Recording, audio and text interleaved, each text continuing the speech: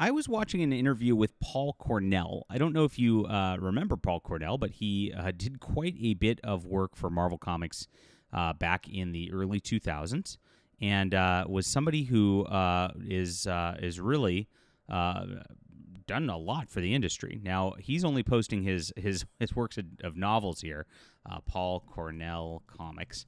But let's look on Google real quick to kind of give you a reminder of who he is and kind of what he did. He did the Death of Wolverine, some Young Avengers stuff, Batman and Robin. Did the Wild Cards adaptations for Game of Thrones in comics. Not Game of Thrones.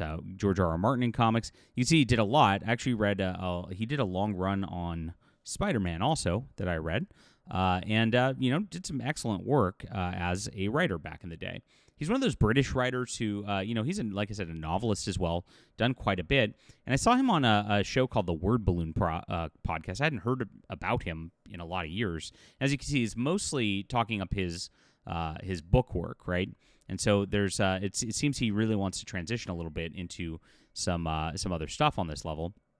And I saw this when he was talking about it. I started a comics company and found this to be pretty interesting. Wondering, is this a good idea? And let's see. Let's get into this and just kind of posit the thoughts on this in just a moment. My name's John Delarose. Please hit the like and subscribe button. I talk about all things comics here on JDA Talks Comics. This is my Substack. I'm actually posting comics page by page for free for you. And I want you to sign up just so you stay in touch with me. It's very important. I want to get people reading independent comics again. I also have exclusive comics on there for people to pay. I love the webcomic model. I think the way that people act like a patron of the arts there is a really healthy way to get comics going and to make sure that comics continue to thrive in this environment where comic shops are really much dying and the like. And of course, the old business model is very difficult to get going and sell these days. So please check this out. It is in the description below. I appreciate you for being here. Love being an independent artist. And of course, I appreciate you guys supporting independent comics. So this is his blog post from a while back. So I started a comics company. Now, this is pretty interesting right here. And he's got Adrian Tchaikovsky, who is a big-name science fiction writer, of course, from the UK as well. And so it seems like he really wants to merge those areas of science fiction writers and comics as well. Paul, if you do watch this, my Justified Saga, the Nano Templar, if you want to make that's not it. There it is. If Justified Saga, the Nano Templar, if you want to check that out, I would love to make a comic adaptation or tie-in to that. That'd be fun. But this is Salvation's Child, and it's the final architecture. Tchaikovsky is doing a prequel to his series as a graphic novel. It's pretty interesting. And Cosmic Lighthouse is this. And what they're doing, he's doing the day-to-day business, and Paul is the editor-in-chief here. They want to publish original graphic novels by best-selling science fiction authors in their existing universe. No ghostwriters. These authors writing their own comics. Pretty neat.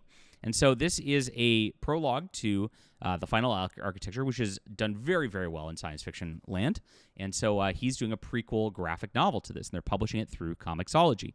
110 pages of comics, pretty interesting stuff. And you can read more about the company here, etc. And you can see he's on Blue Sky and Instagram, not X, which, of course, he's virtue signaling on that front. And, that's what I when I was watching the interview, the first thing I saw, like, he was rambling about diversity in science fiction and how it's like a necessary thing. It's like, oh gosh, what are we in 2006? I'm a little worried about that. But then Adrian Tchaikovsky is a pretty good pickup to launch this from, and so this is real science fiction for real, and he's launching it on Comixology. $6.99 for 110 pages is quite a bit. Pretty cheap is what I mean on that level. So that's pretty interesting, but it's obviously sponsored by Amazon as a Comixology original. So that's interesting on that. Maybe they have some backup funds they got on there. But I noticed there's no print edition showing up here. Maybe it's just not up for pre-order yet or whatever.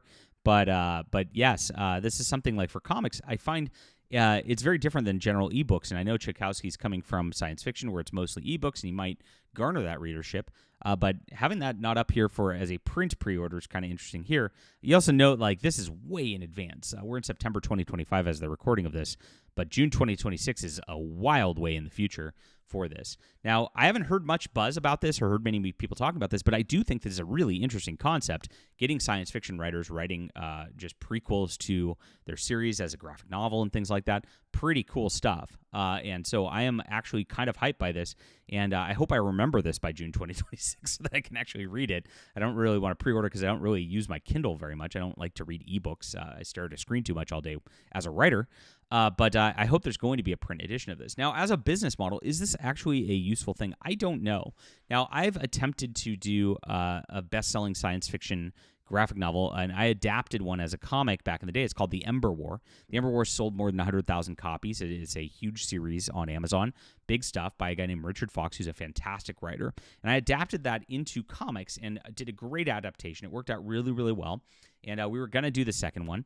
And I noticed, when we did this, there was not much movement off of Amazon for the author. So Richard Fox very much gets a lot of readership, e-readership on Amazon.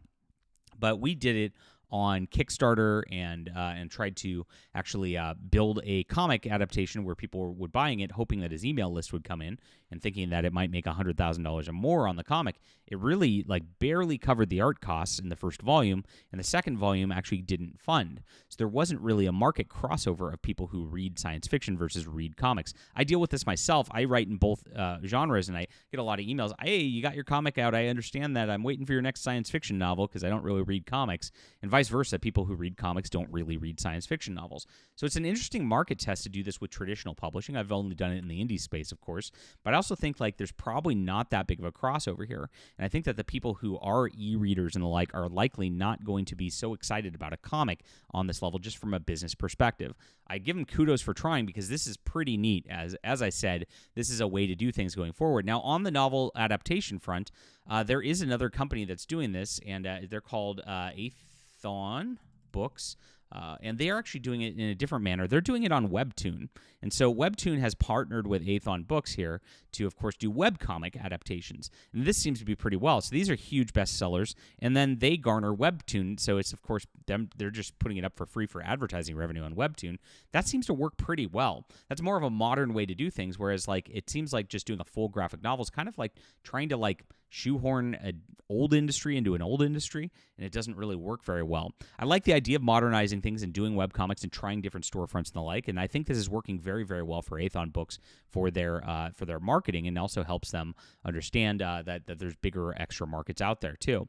So neat stuff. I just wanted to report on it because, again, this is pretty new, and this is coming out next year, and I hope hopefully we can get Paul Cornell to talk and maybe do an interview or something on here or on Fandom Pulse to talk about what's going on with this company as it gets closer.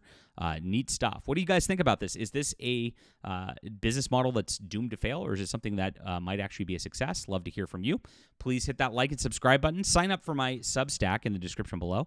The comic Substack's a great spot. Thank you for being here. I also have a web store if you do like print comics. All my print comics are available there. You can peruse, check things out, and I appreciate everybody who reads comics and independent comics. We'll be back soon.